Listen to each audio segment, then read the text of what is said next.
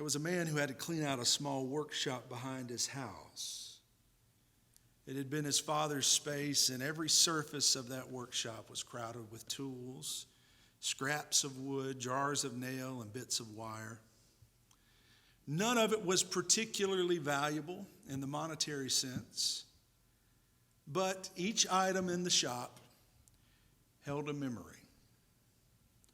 A project started, a lesson learned, a conversation shared. Friends, that little shed behind his house was a room thick with history.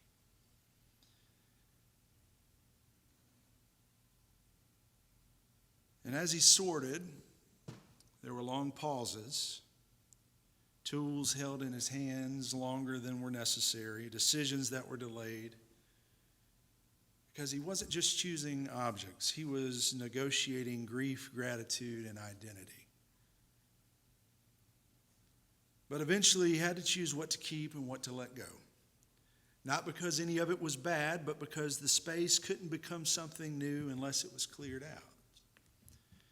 He later told his wife the hardest part of cleaning out that old shed was not throwing things away, but instead it was admitting that even the good chapters of life come to an end. His wife reached out and touched his face gently and said, "Honey, letting go doesn't mean forgetting. It means trusting that the past can be honored while still moving forward." Friends, that's what dropping our nets feels like. It's not necessarily dramatic. Sometimes it's quiet and it's deeply personal. Sometimes it involves grief. Sometimes, even when the call is good, we'll struggle. Obedience can feel like loss before it ever feels like freedom. And I don't believe that Jesus minimizes that cost. He doesn't pretend that following him is easy or painless. But he does insist that the kingdom of heaven is absolutely worth it. The turning point of our passage this morning comes when we realize that the call to follow is not driven by obligation, but by proximity.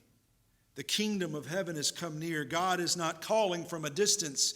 He's active and already at work, healing the sick, restoring the broken, proclaiming good news, drawing people into wholeness and dignity.